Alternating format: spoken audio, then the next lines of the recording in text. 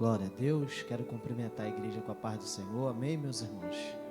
Glória a Deus, é motivo de alegria, motivo de muito prazer de estar aqui essa noite. Não existe outro lugar melhor do que esse lugar, irmãos. Não tem lugar melhor, como foi louvado aqui. Meu maior prazer é estar na sua presença. Eu sei que para muitos aqui também não é fácil, como para mim, que jovem, muitos amigos que vivem uma vida fácil, uma vida de ilusão, uma vida que aos olhos humanos, aos olhos naturais, como foi falado aqui hoje já, parece boa, parece perfeito, mas é caminho de morte. E aprove a Deus me escolher e te escolher para estar aqui essa noite, para poder estar nesse lugar, como o apóstolo Pedro, ele disse que mais vale um dia na casa do Senhor do que 1000 em outros lugares. Então, muitos não conseguem entender, às vezes, como que nós conseguimos, como que eu, que você consegue estar na presença do Senhor, abrir mão de tudo isso.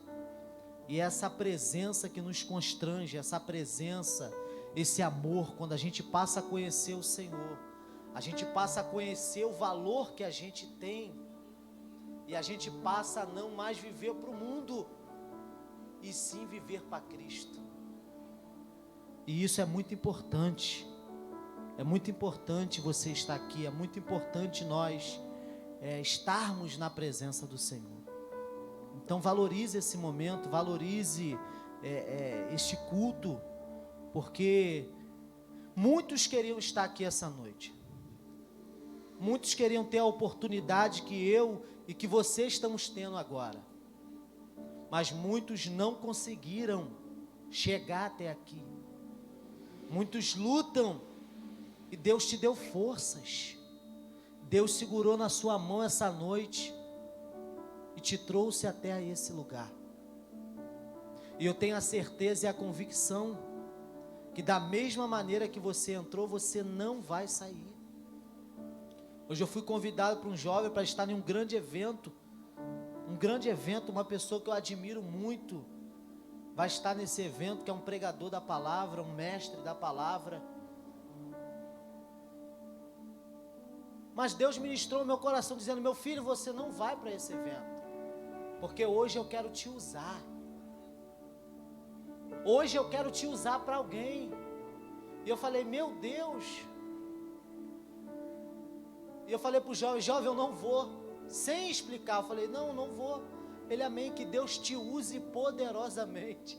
Aí eu falei: Deus, muito obrigado, porque Ele confirmou que Deus tinha ministrado ao meu coração. E eu tenho uma palavra de Deus para você essa noite. Eu queria que você abrisse a sua Bíblia junto comigo no livro do profeta Jonas. Glória a Deus. Livro do profeta Jonas. Muito feliz ver o Robert. Deus abençoe, meu amigo. Seja sempre bem-vindo. E todos os demais que estão aqui, que Deus abençoe a vida de cada um, em nome de Jesus. Jonas, livro do profeta Jonas. Os irmãos acharam? Algumas pessoas ainda não achou. Glória a Deus.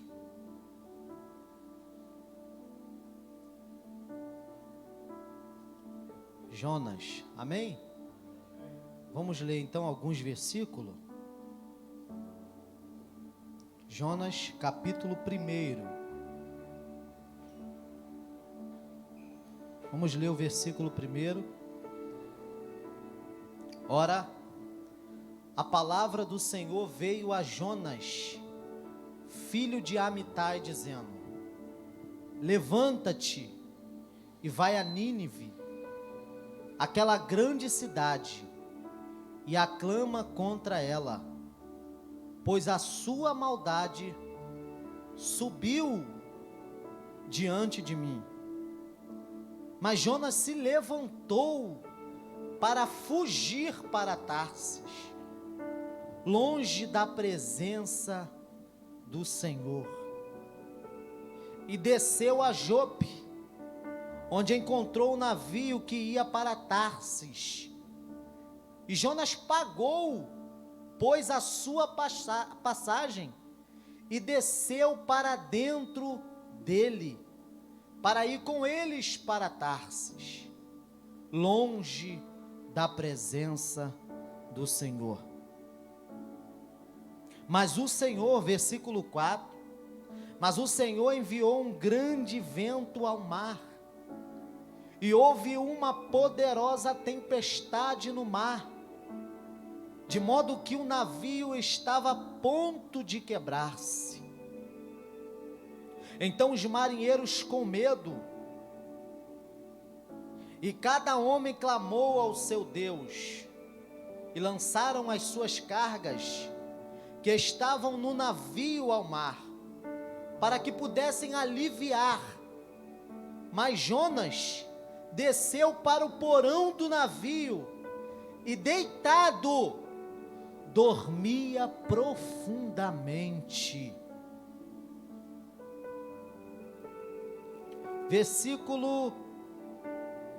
Vamos pular agora por versículo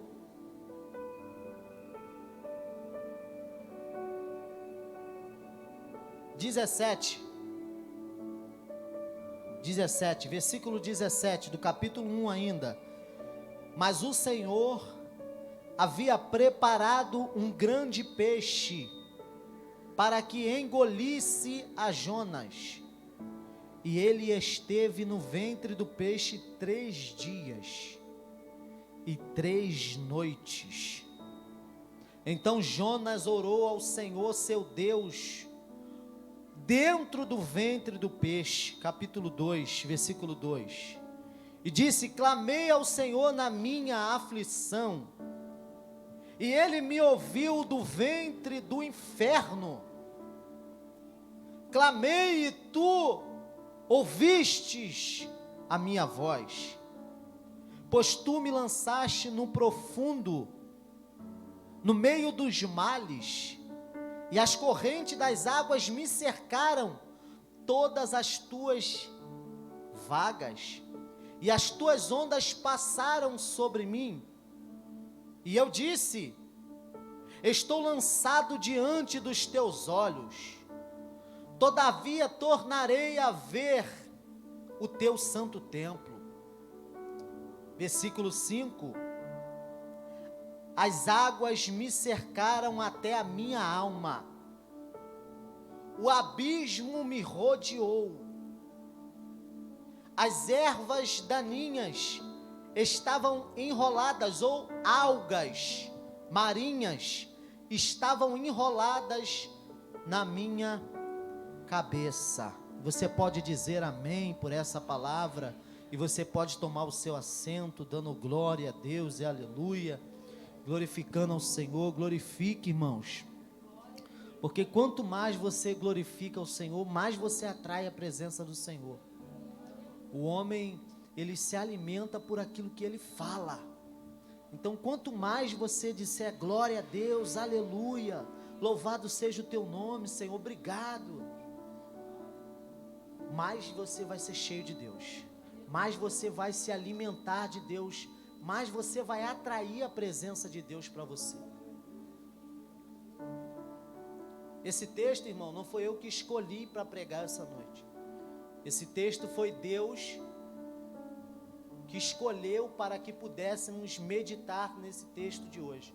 E eu serei bem breve, porque o tempo já está avançado. Mas esse texto me chama a atenção, irmãos, porque por esses dias eu, meditando nesse texto com o Senhor, eu comecei a observar a história desse homem. E eu vou resumir o máximo. Jonas foi um profeta para quem ainda não sabe. E Deus vai falar com o profeta. Naquela época, Deus só se comunicava com 3 tipos de pessoas somente: reis, sacerdotes e profetas. E Jonas está dentre essa classe a quem Deus se relacionava.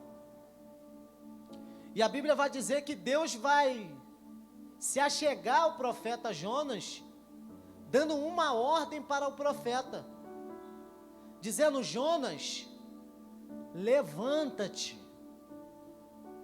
levanta-te. Olha a ordem de Deus, irmão, presta bem atenção, irmãos, por favor. Essa palavra é para quem está ligado, é para quem está ligado no Espírito. É o que foi falado aqui. O homem natural não compreende as coisas espirituais, porque parece loucura. Você vai ver aqui, você que já conhece, sabe esse texto,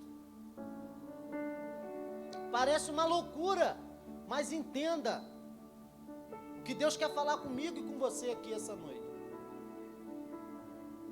Deus dá uma ordem para Jonas: Jonas, levanta-te e vai a Nínive e prega contra ela.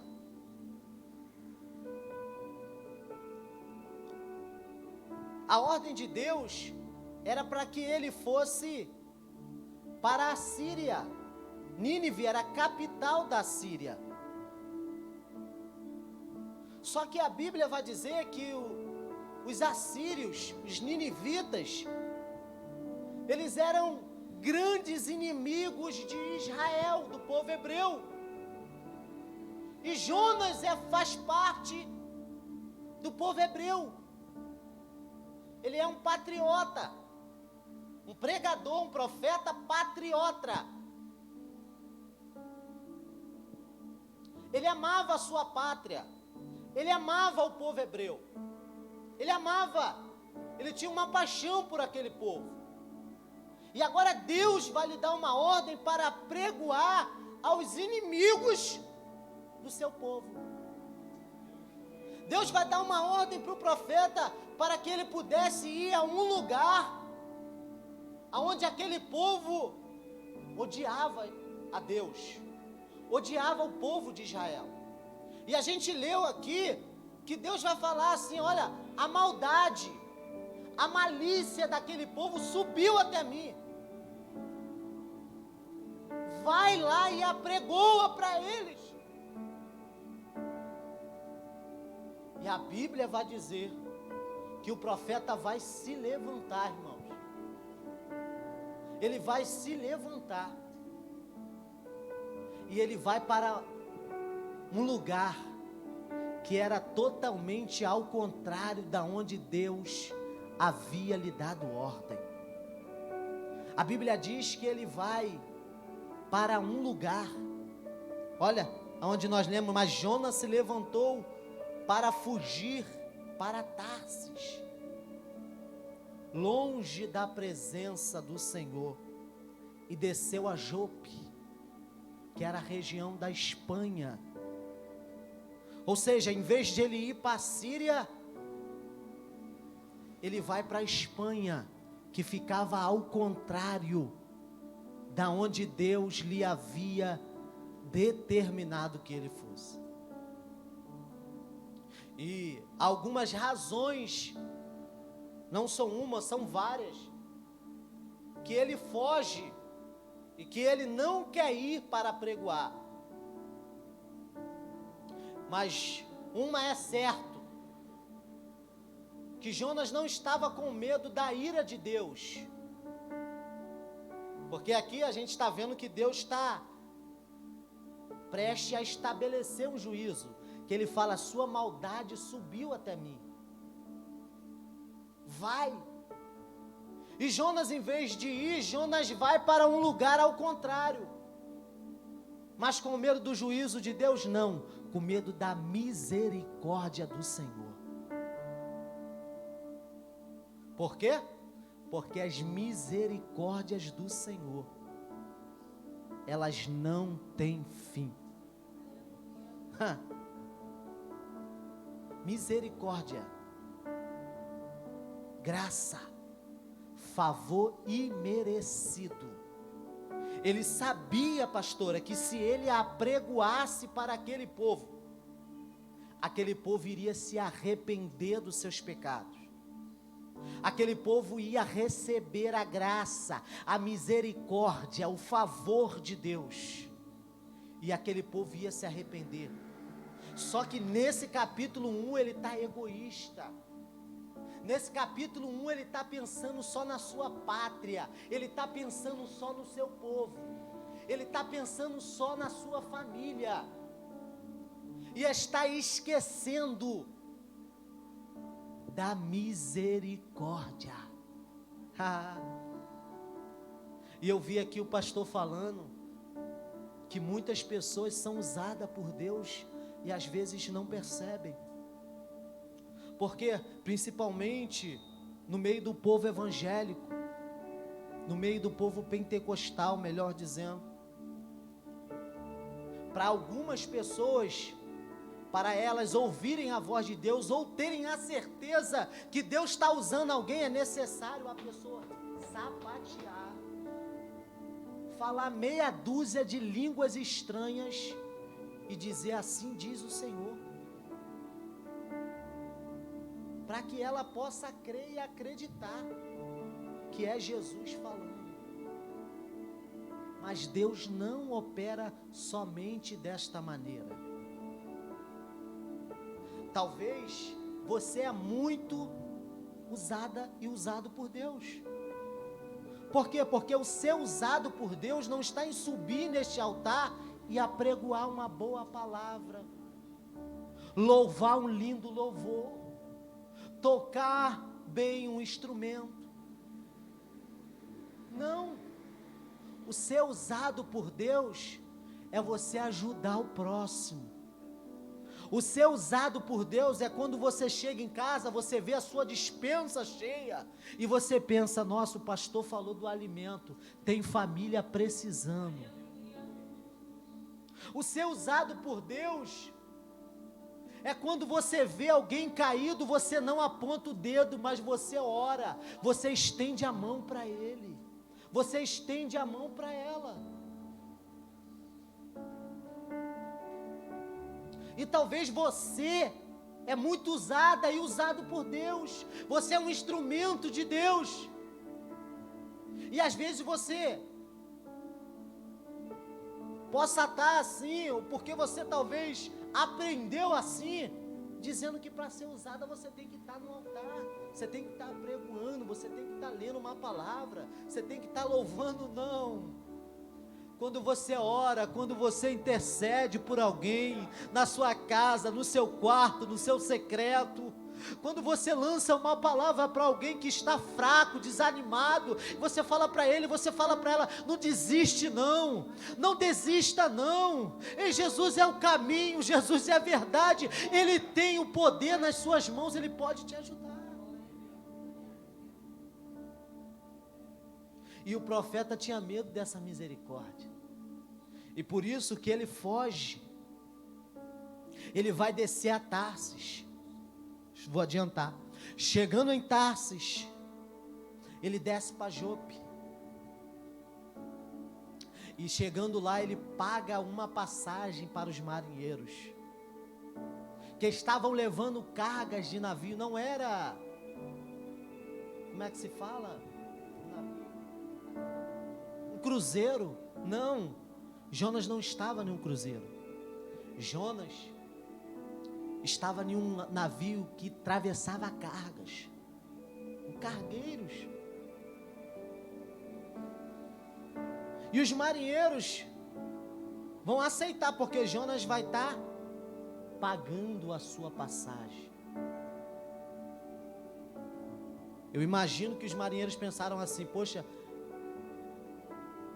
é uma renda que vai entrar extra, é algo que não estava no nosso planejamento e está entrando. Parecia ser até bênção.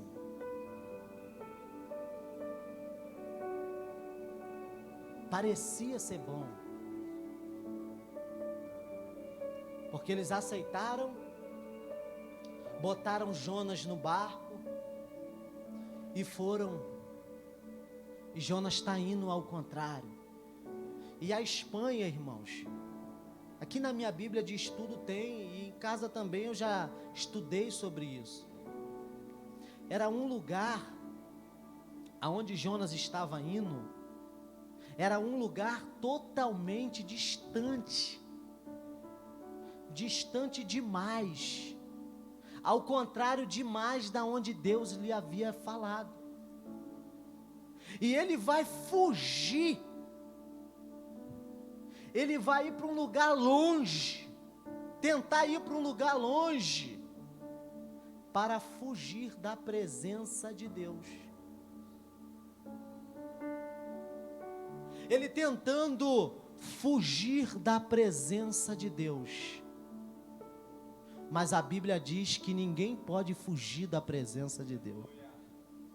Ninguém pode fugir da presença do Senhor. Quer ver? Olha o que diz o Salmo 139. Está até aberto aqui, marcado. Salmo 139, versículo 1. Senhor, tu me sondas e me conheces. Conhece o meu assentar e o meu levantar. Entendes o meu pensamentos de longe. Cerca a minha vereda e o meu deitar. E conhece todos os meus caminhos. Pois não há palavra na minha boca, mas eis que o Senhor, tu já sabe de tudo. Tu me envolves por trás e pela frente, e puseste a tua mão sobre mim. Tal conhecimento é maravilhoso demais para mim, é tão alto que eu não posso alcançar. Para onde eu irei do teu espírito? Ou para onde fugirei da tua presença? Se eu subir ao céu, tu estás lá. Se eu fizer a minha cama no inferno, eis que tu também vais estar lá.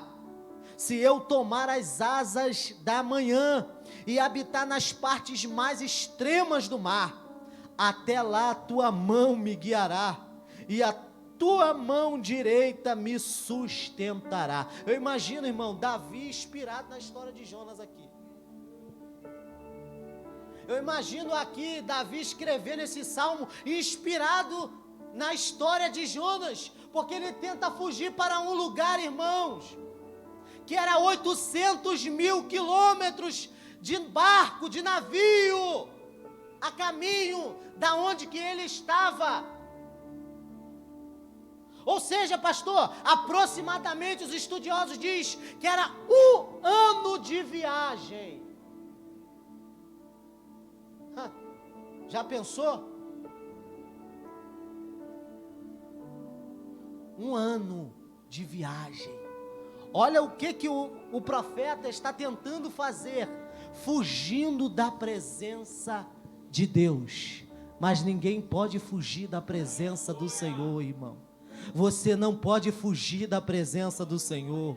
Eu não posso fugir da presença do Senhor. A tua família não pode fugir da presença do Senhor, porque aonde eles estiver, como foi falado aqui, na mais profundeza do inferno, lá o Senhor está. Ou seja, no lugar mais alto, lá também o Senhor vai estar com a sua onipresença. E a Bíblia vai dizer que ele vai, mas no meio do caminho, irmão. Eu vi o pastor falar aqui, eu falei, Deus, que coisa tremenda. No meio do caminho se levantou uma grande tempestade. Estou todo arrepiado aqui, irmão. Se você é espiritual, você está entendendo essa mensagem. Essa tempestade que levantou não foi o diabo. Há quem diga aí que se o diabo tivesse advogado e fosse colocar alguns crentes, irmãos, na justiça por calúnia e defamação.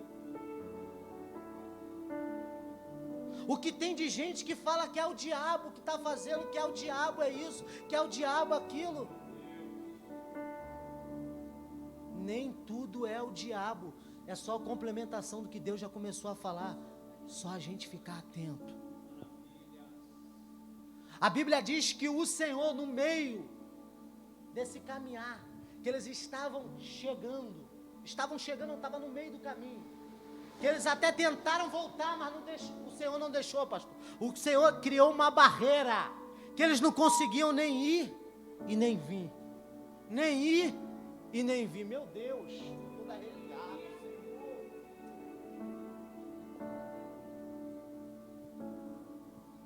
Sabe por quê? Vou começar a falar o que Deus me revelou nessa palavra. Sabe por que os marinheiros agora estão sofrendo no meio de uma grande tempestade? Porque eles colocaram pessoas dentro do navio que não tinha que colocar. Aí sabe o que é aquilo? Eu estou todo arrepiado aqui, gente.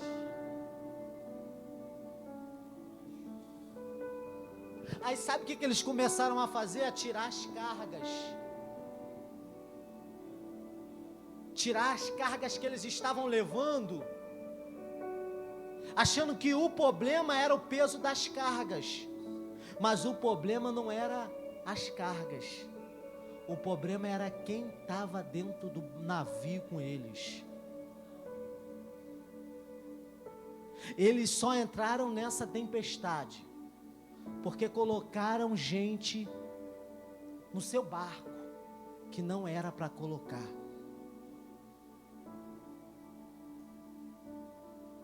Às vezes, nós passamos e enfrentamos tempestade porque colocamos pessoas na nossa vida, no nosso barco, que Deus não mandou colocar.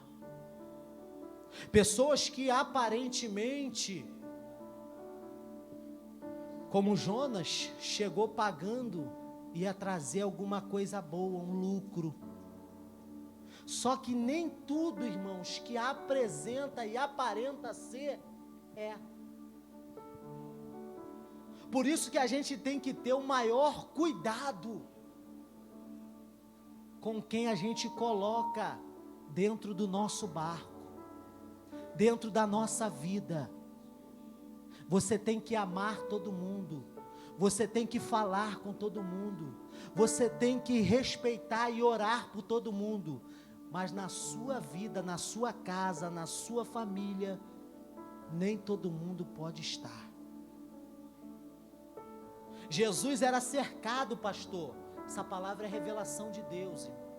Só quem é espiritual. Jesus era cercado de uma grande multidão, mas ele escolheu 12. 3 mais íntimos, mas só um colocava a cabeça nos seus ombros. Só um colocava a cabeça no seu peito, porque peito fala de coração. Aí Jesus está lá na cruz, crucificado. Cadê os 12? Sabe quem ficou? Só aquele que ele havia colocado no coração, no peito. Para! O recado de Deus para você hoje: para de colocar pessoas dentro da sua casa que Deus não mandou. Para de colocar pessoas dentro do barco da sua vida que Deus não mandou você colocar. Talvez você está enfrentando uma tempestade, um turbilhão, e você está achando que é o diabo. Você está achando que é o inimigo que se levantou. Mas o inimigo está de longe. Eu não fiz nada. Foi ele mesmo, foi ela mesma. Cuidado. Cuidado com as suas amizades. Cuidado com aqueles que dizem ser seus amigos. Cuidado, irmãos. Nem todo mundo podem ouvir os nossos sonhos. Nem todo mundo podem ouvir os nossos projetos. Nem todo mundo pode fazer parte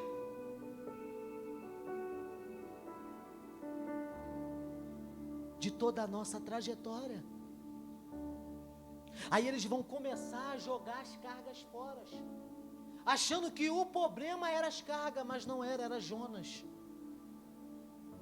E a Bíblia vai dizer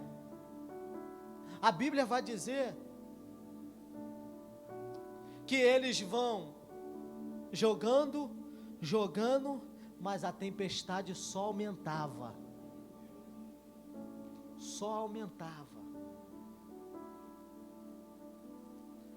Aí a Bíblia vai dizer que eles vão descer até o porão, e lá eles vão encontrar o profeta Jonas dormindo.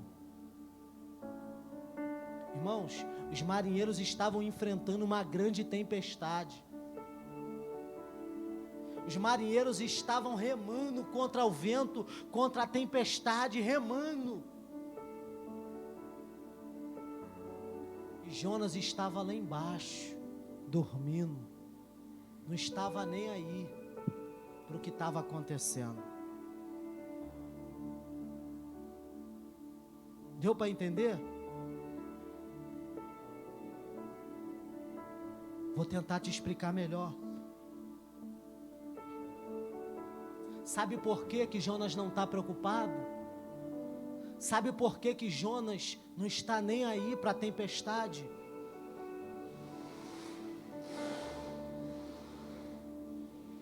Porque o barco não é dele. Meu Deus do céu. É muito fácil eu apontar o casamento de alguém. É muito fácil eu apontar o filho de alguém.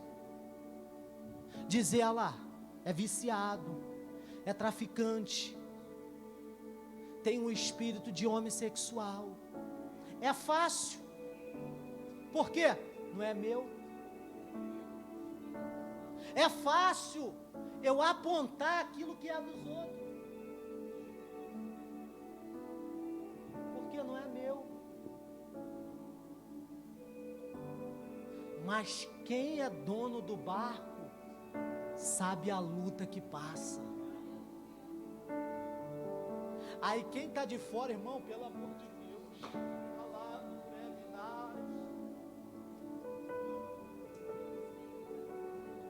quem está no barco está sofrendo, está gemendo, pedindo socorro ao Senhor, está pedindo ajuda. Aqui no caso eram os marinheiros, eles ainda não conheciam ao Senhor. Eles vão invocar alguns deuses, sem conhecer o Senhor.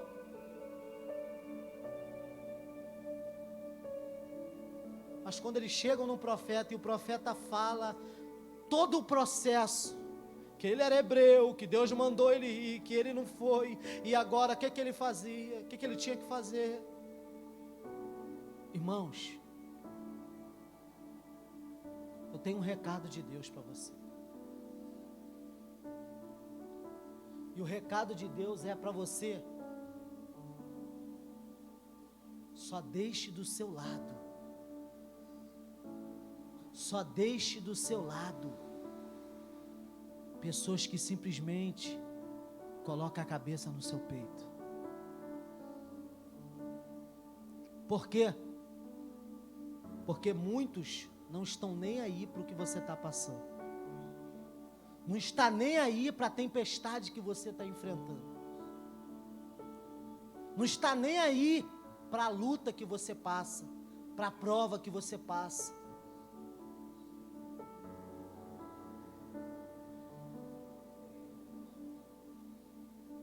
Como dizem, só sabe a quentura da panela a colher que mexe.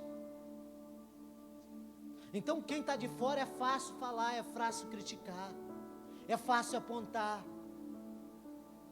Não está nem aí. E Jonas está assim, irmãos. Ele está dentro do barco, os homens estão sofrendo e ele está dormindo.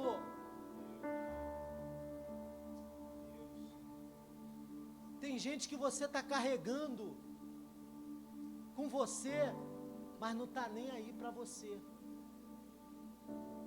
não está nem aí para os seus sonhos, não está nem aí para os seus projetos, não está nem aí para a sua chamada, não está nem aí para te ajudar, para te ver crescer.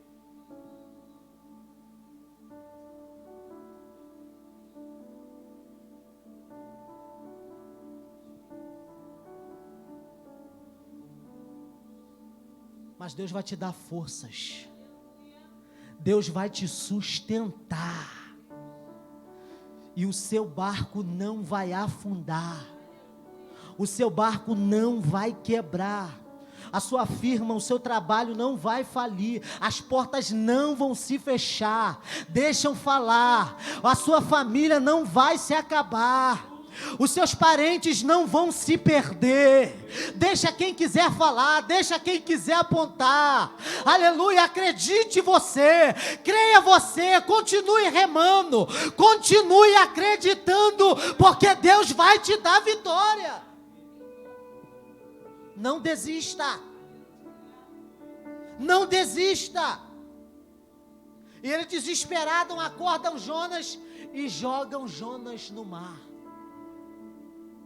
E a Bíblia diz, irmãos, versículo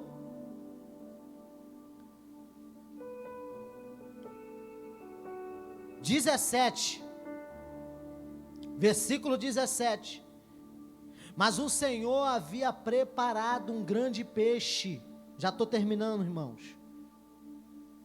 Não, versículo 15, perdão, versículo 15, então eles tomaram a Jonas, e o lançaram ao mar, e cessou o mar e a sua fúria. Jogaram Jonas, cessou o mar, e cessou a sua fúria. Então, irmãos, entenda a mensagem de Deus essa noite, porque eu estou entendendo. Às vezes nós estamos perdendo, às vezes nós estamos perdendo algumas coisas, estamos achando que é coisas que não são. Eles jogaram as cargas fora, achando que o problema era aquilo, mas não era, o problema era Jonas.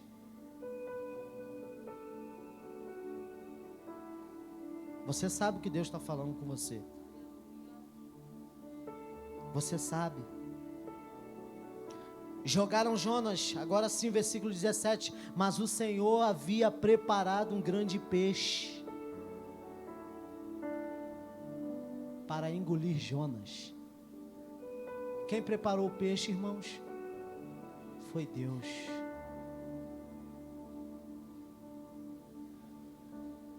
Quem preparou o peixe foi Deus. E a Bíblia vai dizer que aquele peixe engole Jonas. E por esses dias, eu estudando sobre esta passagem, eu entendi como que Jonas ficou 3 dias e 3 noites dentro de um ventre de um peixe e não morreu.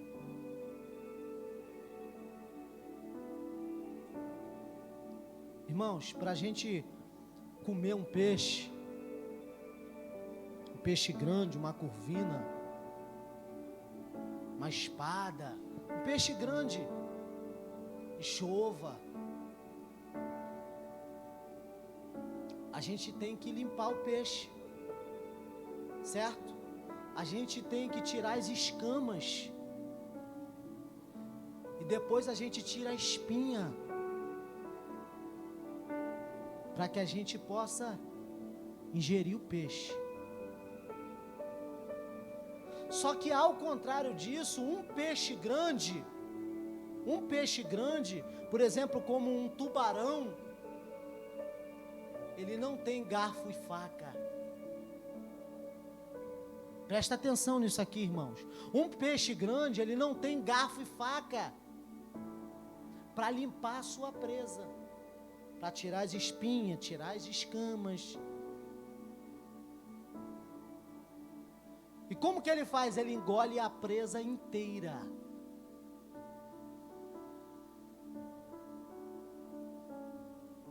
E cientificamente falando, existe um ácido dentro de um peixe chamado suco gástrico. Nós também temos. Porém, no peixe é 700 vezes maiores do que em nós. Então, quando esse peixe grande engole a sua presa, esse ácido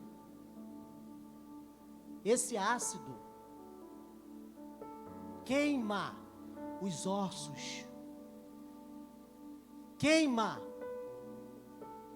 o que tiver, as escamas, é muito forte, não tem como nenhum ser humano entrar dentro de um peixe e permanecer vivo, por causa do ácido que existe dentro do peixe.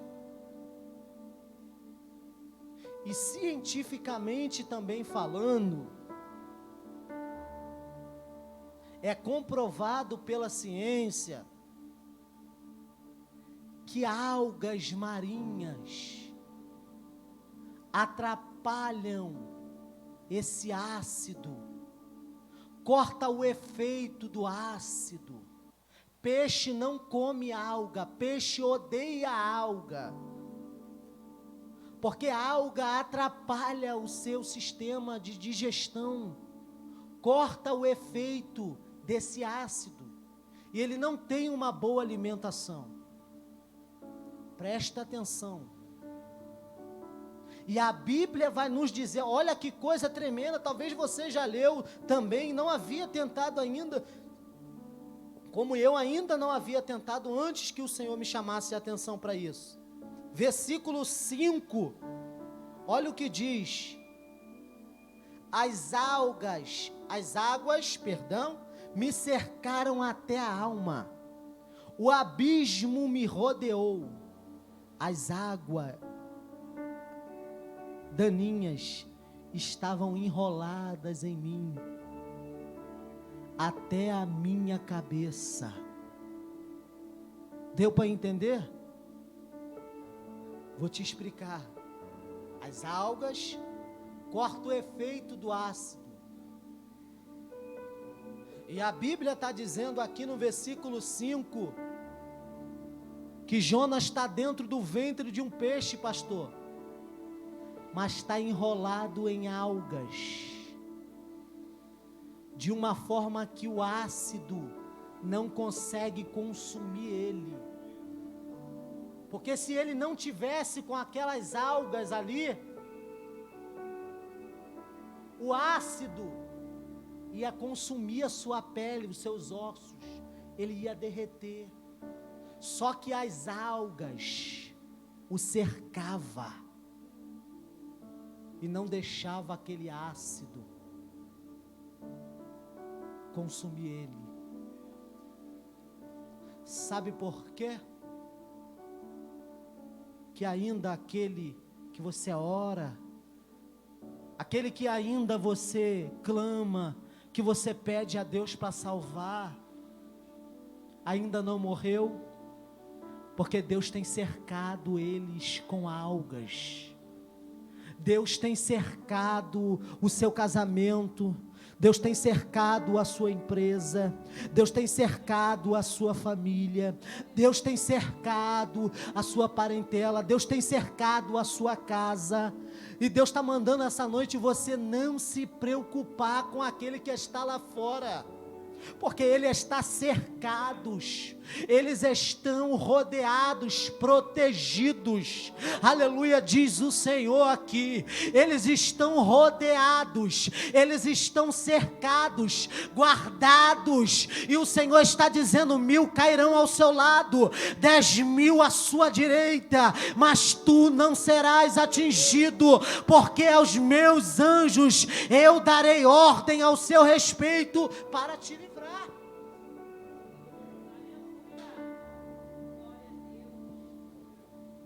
Quem te guarda é o Senhor.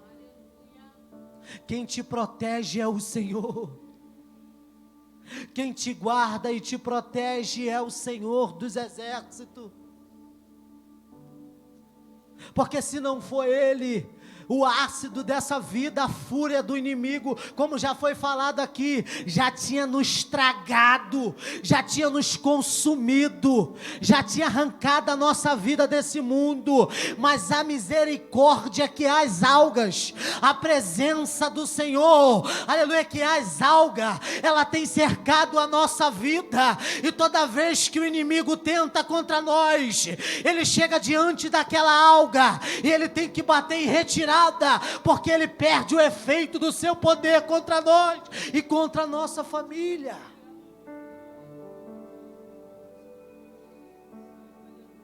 E a Bíblia diz, irmãos, que Jonas clamou,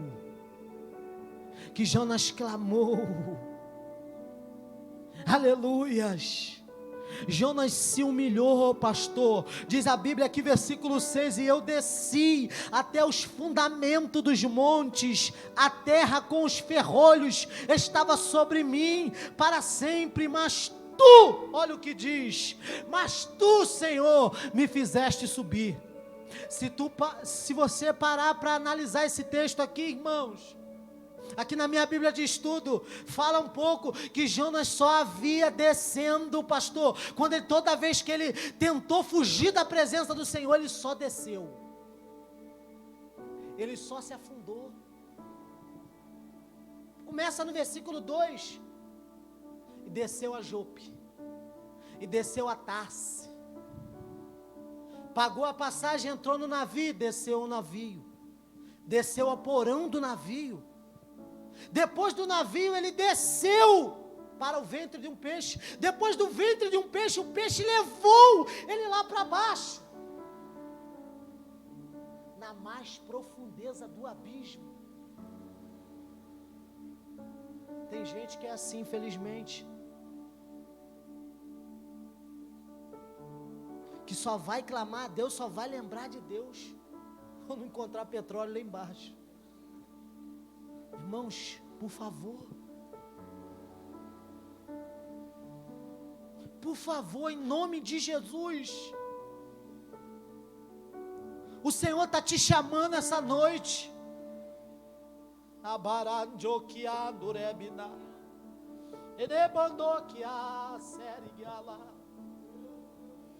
O Senhor está dizendo para você: chega de descer. O Senhor está dizendo: eu quero te fazer subir, eu quero te exaltar nessa terra, eu quero honrar a tua vida, honrar a tua família. Chega de descer, chega de ser humilhada e humilhado pelo inimigo. Toda vez que Jonas tentou fugir, está aqui, ele só desceu, ele só se afundou. Cada vez mais ele se afundava. Mas quando ele lembrou de Deus,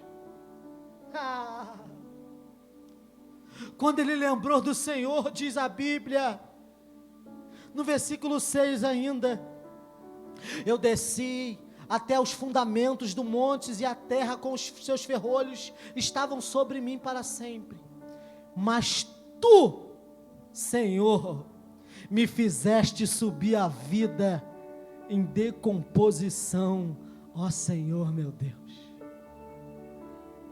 Quem vai te levantar não é a tua sabedoria, quem vai te honrar não é o teu estudo, quem vai te honrar não é o seu emprego, não é o seu trabalho. Quem vai te honrar nessa terra, quem vai fazer você ter uma vida digna e favorável, aquela que o Senhor preparou para você, é o Senhor dos exércitos.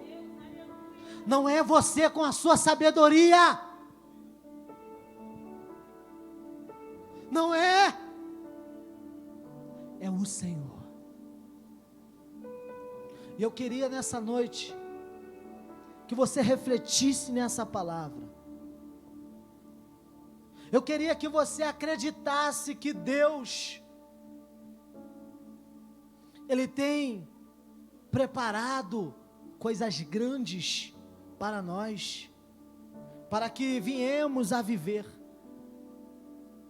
Mas para que isso aconteça, como foi falado aqui já, é necessário fazer a vontade do Pai.